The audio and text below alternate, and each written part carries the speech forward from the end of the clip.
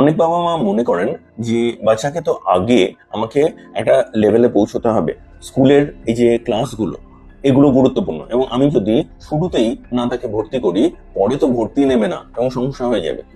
এই ভাবনাটারও একটা গন্ডগোল রয়েছে।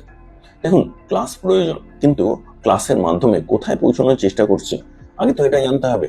বাচ্চার যা লেভেল অনুযায়ী কোনখানে পৌঁছানোটা রিজনেবল, এবং সেটাতে পৌঁছতে গেলে এক্স্যাক্টলি কি কি ধাপে পৌঁছানো যায়, কি কি অল্টারনেটিভ ধাপ আছে এটা জানতে হবে। যদি আমি সেটা না জানি, আমি কনভেনশনাল যা রয়েছে আমি সেটার সাপেক্ষে ভাববো। ন্যাশনাল ওপেন স্কুলিং রয়েছে, NIOS, এবং সেখানে বাচ্চাকে কিন্তু অ্যাডমিট করার ব্যাপার থাকতে পারে। বাচ্চাকে আমরা যদি সেখানে শিখিয়ে তারপর নর্মাল স্কুলেও দিই, সেটাও কিন্তু সম্ভব।